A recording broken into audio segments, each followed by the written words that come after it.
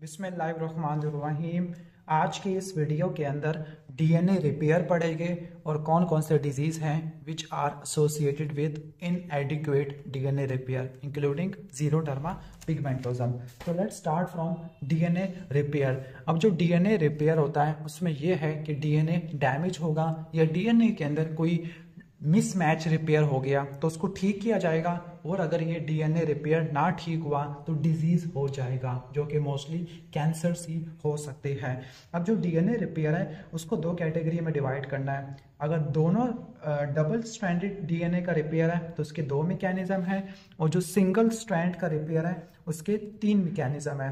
Clear? ठीक हो गया। तो सबसे पहला एमसीक्यू ये आता है, डबल स्ट्रैंड डीएनए रिपेयर के अंदर दो मैकेनिज्म है, non homologous and joining and homologous recombination. Clear? अब इनकी डिस्क्रिप्शन नहीं आती हल्का फुल्का आ जाएगी, लेकिन एग्जाम के अंदर यह पूछा जाएगा कि कौन सा रिपेयर मैकेनिज्म सेल साइकिल के कौन से फेज में काम करेगा, और अगर ये काम ना किया तो कौन सा डिजीज हो जाएगा। लेट मी रिपीट कि ये मैकेनिज्म सेल साइकिल के अंदर या इंटरफेस के अंदर किस फेज में काम करेगा, और अगर ये काम ना किया तो फिर कौन सा डिजीज हो जाएगा, जो मैंने सारा हाईलाइट किया हुआ है। एग्जाम के अंदर यही पूछा जाएगा, so you have to answer like that. तो जो डबल स्ट्रैंड रिपेयर है उसमें दो मैकेनिज्म है, नॉन होमोलोगस और होमोलोगस। होमोलोगस का मतलब है कि आपको दो होमोलोगस डीएनए डुप्लेक्स चाहिए। ठीक हो गया। फिर एक कॉम्प्लीमेंट्री स्ट्रैंड बनता है रिपेयर के लिए, ये हमारा किसी काम का नहीं है। और नॉन होमोलोगस के अंदर होमोलॉजी रिक्वायर नहीं होती। क्लियर? बस इनकी रिक्वायरमेंट्स पढ़ लेना। नॉन होमोलोगस के अंदर जो डीएनए ब्रेक्स हैं उनको आपस में एक दूसरे के करीब लाया जाता है, और जब करीब आ जाएंगे तो जोड़ने वाला काम लाइगेज करेगा। क्लियर? और होमोलोगस के अंदर आपको दो होमोलोगस डीएनए डुप्लेक्सेस चाहिए, एक डीएनए डुप्लेक्स है और ये दूसरा डीएनए डुप्लेक्स है, ये आपस में पेयरिंग बना के रिपेयर कर देते हैं। अगर नॉन होमोलोगस एंड रिपेयर खराब हो जाए, this is seen in case of ataxia telangiectasia. और एटैक्सिया टीलैंगैक्टेसिया के अंदर 3A रट्टा मारनी है। एटैक्सिया एक ए होता है IgA डेफिशिएंसी, जो IgA एंटीबॉडी होती है वो डेफिशिएंट हो जाती है। क्लियर? और अगला ए होता है एंजियोमास देखने को मिलते हैं, टीलैंगैक्टेसियास देखने को मिलते हैं। चौथा ए होता है अल्फा फीटोप्रोटीन बढ़ जाती है। पांचवा ए होता है ATM जीन की म्यूटेशन हो जाती है। This is non homologous and repair. और ये जो किस फेज में काम करता है, नॉन होमोलोगस G2S फेज में काम करता है। नेक्स्ट इज होमोलोगस रिकम्बिनेशन, जिसके लिए आपको दो होमोलोगस डीएनए डुप्लेक्सेस चाहिए। अगर ये खराब हो जाए तो ये दो डिजीज करवाता है। Number one is Fanconi's anaemia. Fanconi's anaemia के अंदर रेडियस एब्सेंट हो जाती है, पैनसाइटोपिनिया होता है, कैफे ए लॉट स्पॉट्स होते हैं which are hyperpigmented macules. दूसरा BRCA1 और BRCA2 जीन की म्यूटेशन हो जाती है, और जब बरका की म्यूटेशन होती है ब्रेस्ट का कैंसर होगा और साथ में ओवेरियन कैंसर भी आ जाएगा। क्लियर? ठीक हो गया। तो you have to remember by the mnemonic HBF। H से होमोलोगस, B से BRCA जीन म्यूटेशन, F से फैनकॉनिस एनीमिया। इससे आसान में नहीं कर सकता। और ये कौन से फेज में काम करता है? G1 फेज में काम करता है। इसके बाद है सिंगल स्ट्रैंड रिपेयर। कभी कभार ऐसा होता है कि हम सनलाइट गिरती है स्किन के ऊपर, सनलाइट के अंदर यूवी रेज होती है। यूवी रेज दो थायमीन को मिला के थायमीन डाइमर्स बना देती है विच इज कॉल्ड पिरामिडीन डाइमर्स। और अगर ये पिरामिडीन डाइमर्स रिपेयर ना हो, दिस इज कॉल्ड जीरोडर्मा पिगमेंटोजम। तो सपोज ऐसा हुआ, यूवी लाइट गिरी है, थायमीन पिरामिडीन डाइमर्स बन गए हैं। इसको सबसे पहले रिकॉग्नाइज किया जाएगा, और जो एंडोन्यूक्लियस है वो इस डैमेज पोर्शन को रिमूव करेंगे। फिर डीएनए पॉलीमरेज इसको फिल करेगा और इसको ज्वाइन करने वाला काम डीएनए लाइगेज करेगा। ठीक हो गया। क्लियर? और ये कौन से फेज में होता है? G1 फेज में होता है, 1 फेज में होता है। इसको याद ऐसे करना है, थायमीन 1 to 1 हो जाते हैं एक दूसरे के साथ, तो ये 1 फेज में होगा, G1 फेज में होगा। और अगर न्यूक्लियोटाइड एक्सचेंज रिपेयर खराब हो जाए, दिस रिजल्ट इन जीरोडर्मा पिगमेंटोजम। और जीरोडर्मा पिगमेंटोजम के अंदर डीएनए पिरामिडीन डाइमर्स को आप रिपेयर नहीं कर सकते। Patient will present with dry skin photosensitivity and skin cancers, which are basal cell cancer, squamous cell cancer, and malignant melanoma. Clear? Next is base axion repair. Base axion repair is the basic mechanism for cytosine deamination. ये आपने basic concept रट्टा मार लेना है.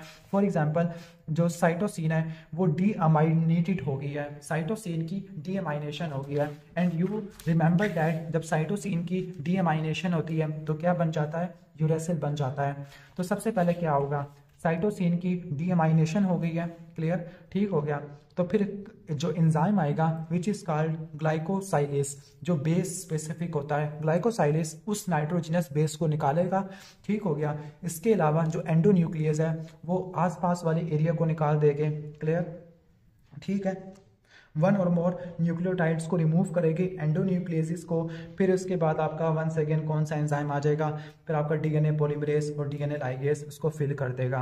अब इसके steps बताए हुए हैं. जेल प्लीज मतलब जी से ग्लाइकोसाइलेस रिमूव करेगा बेस को और एक एपी साइट क्रिएट कर देगा. एपी साइट का मतलब है कि नाइट्रोजनस बेस ही नहीं है उस साइट पर. फिर एक या दो न्यूक्लियोटाइड्स को रिमूव करने वाला काम कौन करेगा, एंडोन्यूक्लियस. ठीक हो गया. इसे एंडोन्यूक्लियस जो कि 5 एंड को क्लीव करेगा. 3 एंड को क्लीव करने वाला लाइएस आएगा. दोबारा बता दूं, एंडोन्यूक्लियस 5 एंड को क्लीव करेगा, जो लाइएस है वो 3 एंड को करेगा. क्लियर? कैसे याद करना है, लाई से. लाई में 3 स्पेलिंग आते हैं ना, ऐसे. फिर इसके बाद डीएनए पॉलीमरेज आया और फिर लाइगेस आया. And this is the mechanism of repair of cytosine deamination. Clear? और ये throughout the cell cycle होता है. इसके बाद मिसमैच रिपेयर. मिस में जो एस है ये एस फेस है, एस फेस में रिपेयर होता है. इसमें यह होता है कि गलती से कुछ और न्यूक्लियोटाइड्स मिसमैच हो गया है. मिसमैच का मतलब है कि एडेनिन ने थायमीन के साथ बॉन्ड बनाना है, साइटोसिन ने गुआनिन के साथ बनाना है. मिसमैच हो गया है, उसको रिमूव करना और रिपेयर करना, this is done by mismatch repair. अगर ये नहीं हो पाएगा तो उसकी वजह से एक सिंड्रोम हो जाएगा which is called Lynch syndrome, hereditary non polyposis colorectal cancer. Clear? और इसमें क्या होता है, MLH1 और MSH2, these are the mismatch repair protein. जब ये डिफेक्टिव होती है तो माइक्रोसेटेलाइट इंस्टेबिलिटी होगी और पेशेंट को कोलोरेक्टल कैंसर होगा. साथ में पेशेंट को एंडोमेट्रियल कोलोरेक्टल ओवेरियन कैंसर भी आपको देखने को मिल सकते हैं और स्किन के कैंसर्स भी देखने को मिल सकते होते हैं. तो this was all about this concept. तो let me revise. Nucleotide excision repair G1 phase में होगा. बेस एक्सियल रिपेयर कब होगा, throughout the cell cycle. Mismatch repair S phase में होता है, पोस्ट रेप्लिकेशन. जो HR है, होमोलॉगस रिकॉम्बिनेशन, ये आपको किस फेज में देखने को मिलता है. ओके. अच्छा, ये मैंने थोड़ी मिस्टेक कर दी है, इसको हम ठीक कर देते हैं. जो नॉन होमोलॉगस है वो G1 फेज में होता है, सॉरी फॉर डैट. और जो HR है वो G2S फेज में काम करता है, तो उसको ठीक कर देना. क्लियर? और इसके क्लिनिकल कोरिलेट भी बता दिया है कि अगर पेशेंट को UV लाइट से फोटोसेंसिटिविटी है और स्किन कैंसर है, डैट मीन्स के न्यूक्लियोटाइड एक्सियन रिपेयर नहीं हो पा रहा, एंडोन्यूक्लियसिस डिफेक्टिव है, जीरोडर्मा पिगमेंटोजम. अगर कोलोन कैंसर है without polyps, that means defective mismatch repair protein MLH1 MSH2. अगर साइटोसिन यूरेसिल में कन्वर्ट हो रहा है और वो रिपेयर नहीं हो रहा तो वो बेस एक्सियन रिपेयर खराब है, ग्लाइकोसाइलेसिस काम नहीं कर रहे. ब्रेस्ट और ओवेरियन कैंसर की ससेप्टिबिलिटी ज़्यादा है, BRCA1 BRCA2 म्यूटेशन. HR से रट्टा मारना है. ठीक हो गया. क्लियर? तो ये सारे डिजीज मैंने एक्सप्लेन कर दिए. Xeroderma pigmentosum, nucleotide excision repair, UV light induce thymine dimers, Lynch syndrome, which is hereditary non-polyposis colorectal cancer, microsatellite instability, ataxia, telangiectasia, double strand break repair नहीं हो पाएंगे. डबल स्ट्रैंड ब्रेक्स देखने को मिलेगा from ionising radiation and it result in the ATM gene की mutation, IgA deficiency, angiomas and the ataxia.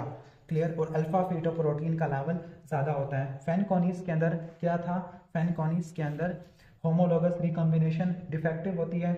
इसमें cross DNA के अंदर क्रॉस लिंक्स बन जाते होते हैं और पेशेंट को पैनसाइटोपिनिया होता है. अगर हेलिकेस एंजाइम डिफेक्ट हो जाए, हेलिकेस जो अनवाइंडिंग करता था, अगर हेलिकेस का डिफेक्ट हो जाए, ठीक हो गया, this result in Bloom syndrome. Clear? जिसमें डीएनए अनबाइंडिंग नहीं हो पाती।